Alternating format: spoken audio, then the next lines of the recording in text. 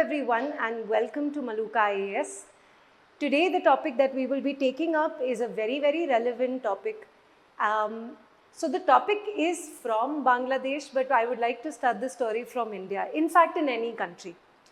First things first, right to reservation, at least अगर हम अपने देश के बारे में बात करें, ये हमारा फंडामेंटल राइट नहीं है. हमारा फंडामेंटल राइट हमारे देश में ये है, the right against discrimination. तो कभी भी किसी भी देश की अगर कोई वल्नरेबल सेक्शन होता है तो सरकार क्या करती है, उस वल्नरेबल सेक्शन को कहीं ना कहीं एक स्पेशल ओहदा दे देती है. इसका मतलब ये नहीं कि ये डिस्क्रिमिनेटरी है दूसरों के साथ. It is just a positive type of discrimination, so to say, because some people require it. Now when we talk about our country, we hear of reservation on the basis of caste, on the basis of tribe, on the basis of socially and educationally backward, in fact recently on the basis of economically weaker sections also. और अगर आपने थोड़ा भी इसके बारे में पढ़ा होगा तो आपको पता होगा, in fact जब OBC हमारे देश में इंट्रोड्यूस हुआ था तो अलग ही एक प्रोटेस्ट चला था और थोड़ा थोड़ा करके फिर सोसाइटी कुछ चीज़ों को एक्सेप्ट करती है. The country that we are talking about is Bangladesh, जिसकी लिबरेशन में हमारे देश ने बहुत बड़ा एक योगदान दिया है. वहाँ जो आरक्षण की बात अगर हम करें तो वो होता था on the basis of many factors, लेकिन एक बहुत बड़ा फैक्टर जो 30% आरक्षण था वो चीज़ थी on the basis of the fact कि आपकी family has suffered in the liberation of Bangladesh, that your parents have suffered during that time at the hand of Pakistanis. So इसी reservation system को लेते हुए कहीं ना कहीं बहुत बड़ा एक प्रोटेस्ट हुआ.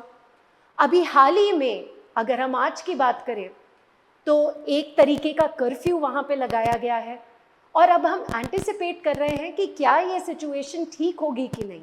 लेकिन ये सब कुछ जानने से पहले हमें सबसे ज़्यादा ज़रूरी ये है कि हमें पता चले कि ये रिजर्वेशन हुई क्यों, कब आई, कितना आरक्षण मिलता था और सबसे इम्पॉर्टेंटली आज की डेट पे इतने सारे स्टूडेंट्स भर भर के इतना प्रोटेस्ट क्यों कर रहे हैं. So let's start it off with the first things. So we are going to decode the entire quota system in the country of Bangladesh. अगर हम पहली बात तो न्यूज़ के बारे में अगर बात करें तो बहुत सारे students are on the street. बहुत बड़ा एक प्रोटेस्ट चल रहा है इन बांग्लादेश.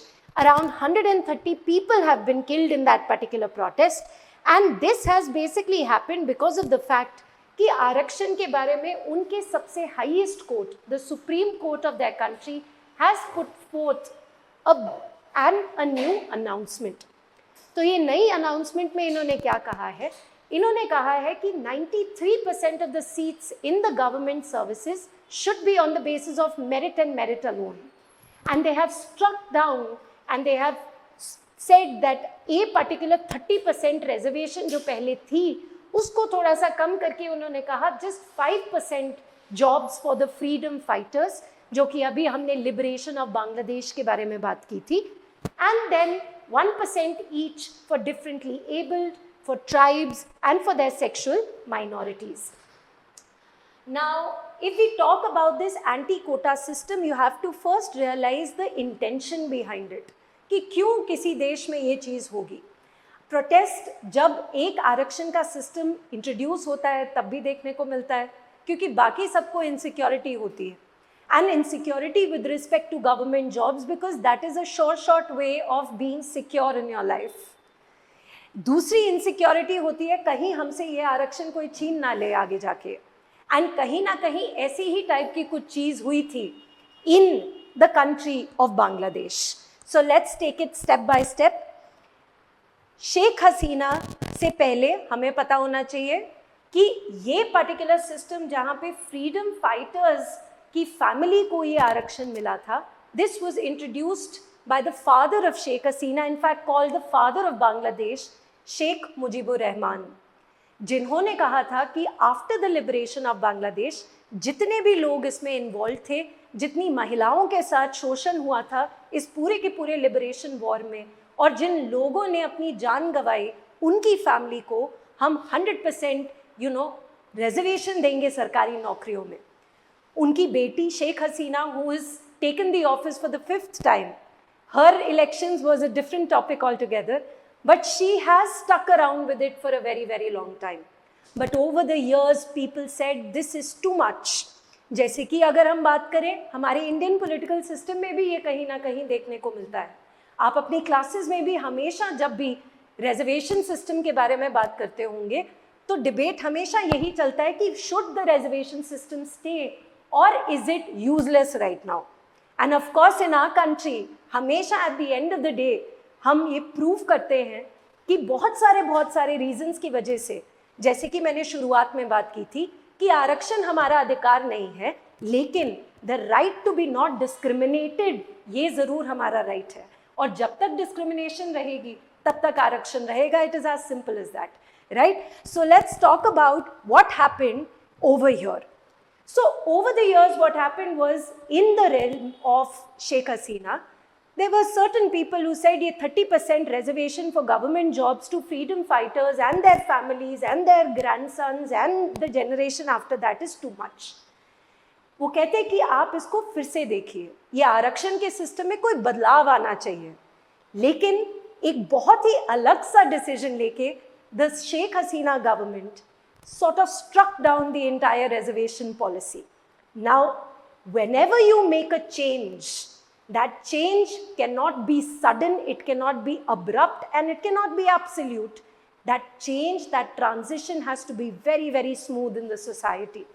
क्योंकि अगर एक change और बहुत बड़ा change एक बहुत जल्दी से अगर हम ले लेते हैं तो कहीं ना कहीं वो change का impact उस society पे negative ही देखने को मिलता है.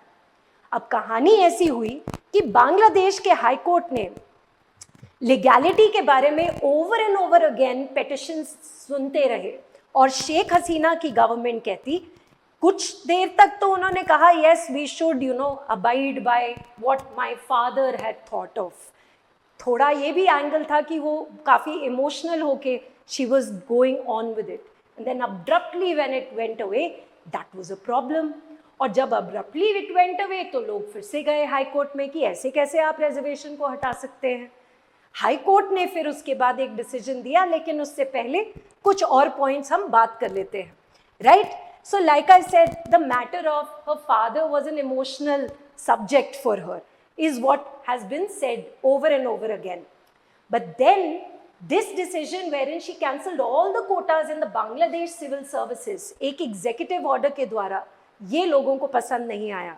क्योंकि ऑब्वियसली इतना सडन चेंज, इतना बड़ा चेंज, और वो भी सरकारी नौकरी और सबसे कवेटेड सरकारी नौकरी के लिए, लोग ये चीज़ को बहुत गलत इन्होंने माना. Then of course they did not start protesting then and there. Like I said, ये सारे के सारे गए, they did not want to abolish it, they went to the high court. The high court said yes we will revisit it. जैसे ही high court ने ये बोला, सरकार, उनकी बांग्लादेश की सरकार कहती नहीं, हम तो अपील करेंगे, हम अपने सुप्रीम कोर्ट के पास जाएंगे, और मामला अभी सुप्रीम कोर्ट के पास ही है, right? So if we talk about recently what has happened, 5 June 2024 को बांग्लादेश के हाई कोर्ट ने बोला शेख हसीना का ये ऑर्डर कि ये आरक्षण होना नहीं चाहिए, ये खत्म है. तो आरक्षण फिर से आ गया बस सामने.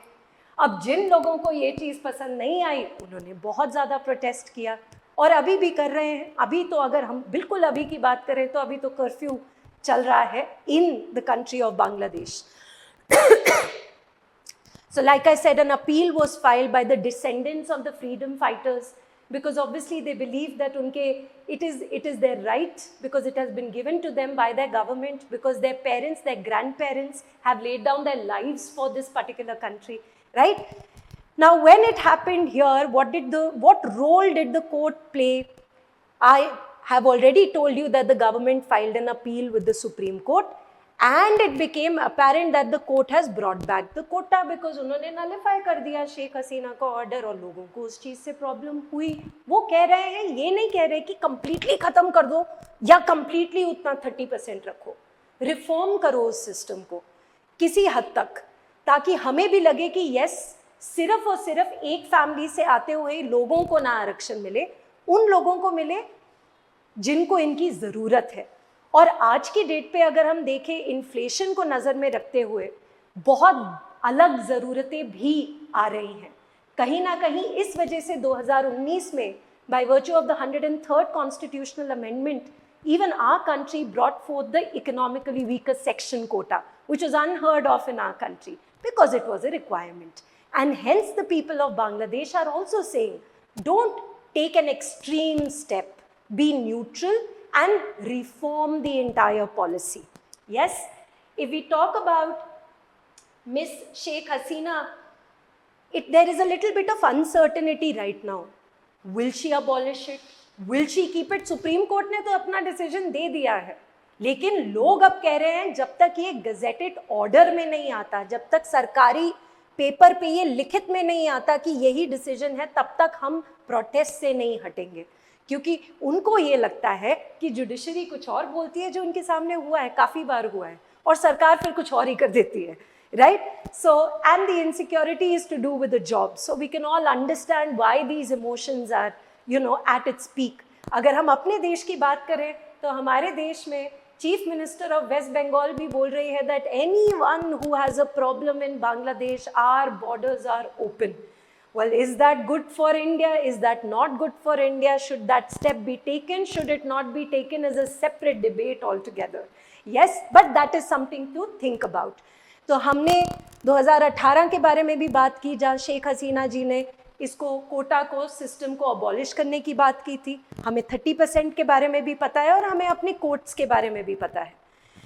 Now, if we talk about what triggered the clashes, now what triggered the clashes here is that you see, you should be very, very careful as to what kind of terms you are utilizing. इसीलिए कहीं ना कहीं हमें सोच के बोलना चाहिए. Now, when the head of the government makes some kind of a derogatory remark to some people whose ancestors have laid down their lives for the country, तो ये बहुत बड़ी चीज़ मानी जाती है. कहीं ना कहीं ये ही बांग्लादेश में ही हुआ, जहाँ पे फ्रीडम फाइटर्स की फैमिली को राजकार या फिर ट्रेटर्स भी बोला गया, और जो कि बहुत बड़ी बात है. The emotions were that is why these emotions were triggered in the people. And we've spoken about the violence and the bloodshed. We have already spoken about this. Let's do this again. So like I said, Sheikh Mujibur Rahman, also called the father of Bangladesh, इन्हों के time पे इन्होंने ही बोला था कि 1971 की war के बाद जिन लोगों ने भी हमारी मदद की है in the liberation of Bangladesh, whoever has suffered at the hands of the Pakistanis, we will definitely keep them in mind, और उनकी नौकरी हम लोग definitely उनको देंगे, क्योंकि they have laid down their lives for our country, right? They are the building blocks of our country. So that was the idea behind this quota system, right? And if we talk about right now, the other side of the कहानी is they feel generation after generation after generation, अब कोटा तो मिल ही गया है, अभी इतने साल हो गए 1971 के बाद, तो कुछ लोगों को लगता है कि नहीं, completely ख़त्म मत करो, लेकिन 30% is way too much for a particular section to get reservation. Just to give you an idea, in our country, we give 15% to the scheduled caste, 7.5% to the scheduled tribes, 27% to the other backward classes, and 10% to the economically weaker section, right? Here, only one category, and it is not the only category जिसको आरक्षण मिलता है, that is 30%. That's the bone of contention. Yes? So, well, that is what we have spoken about, and if we talk about the government, why it feels very strongly about the freedom fighters quota, of course, A, they have laid down their lives for the country, and B, it was Sheikh Hasina's father who introduced it. But the way she removed it through just a mere executive order, that was considered to be a bit dictatorial. And लोगों को वो चीज़ ज़्यादा पसंद नहीं आई, जिस वजह से they adopted the right steps, but later on it enraged them to a certain degree, जिस वजह से इतना ज़्यादा वायलेंस देखने को मिल रहा है. अब ये वायलेंस कहीं ना कहीं इंडिया के ऊपर कैसे इम्पैक्ट करेगा? क्या उधर के लोग दोबारा से माइग्रेट करके हमारे देश में आएंगे? क्योंकि इसी साल में हमने सिटीजनशिप अमेंडमेंट एक्ट की एनफोर्समेंट भी देखी है, और उस पर भी बहुत ज़्यादा डिबेट्स एंड डिस्कशंस देखी हैं। तो अगर हम लोग इतने ज़्यादा influx from our neighbouring country अगर हम एक्सेप्ट करेंगे, तो ये हमारी इकोनॉमी, हमारी पॉलिटी, हमारी यूटिलाइजेशन ऑफ रिसोर्सेज के ऊपर कैसे इम्पैक्ट करेगा, that is also something that you should keep in mind. Yes, okay. In fact, this particular topic can also be asked in a way where the reservation system of India versus the reservation of system of Bangladesh can be compared. It would be a brilliant question, something to think about, and you can maybe write down your own points while you're sitting and studying for it, right? So how does the student movement reflect the political landscape? Any student anywhere always wants one thing, and rightfully so, नौकरी, right? और जब उस चीज़ के ऊपर impact पड़ेगा, तो आप हमने अपने देश में भी देखा है, जब ओबीसी की रिजर्वेशन इंट्रोड्यूस हुई थी तब भी प्रोटेस्ट हुआ था. इनफैक्ट असम की अगर हम बात करें तो असम अकॉर्ड जो राजीव गांधी जी के समय पे साइन हुआ था, वो भी इसी वजह से हुआ था. अगर हम बात करें फ्री मूवमेंट रेजीम के बारे में जो म्यांमार के साथ हमारा था, जो इस साल हमने सस्पेंड किया, वो भी इसी वजह से था. Yes, so there are so many examples that we have seen in our own country. So we do understand the dynamics behind this particular protest. But what we do believe is that this protest should, at the end of the day, be, it should be over, it should not be violent, and the right decisions should be taken by the government of Bangladesh. Thank you very much, and I will see you soon with a new topic. Till then, keep studying hard.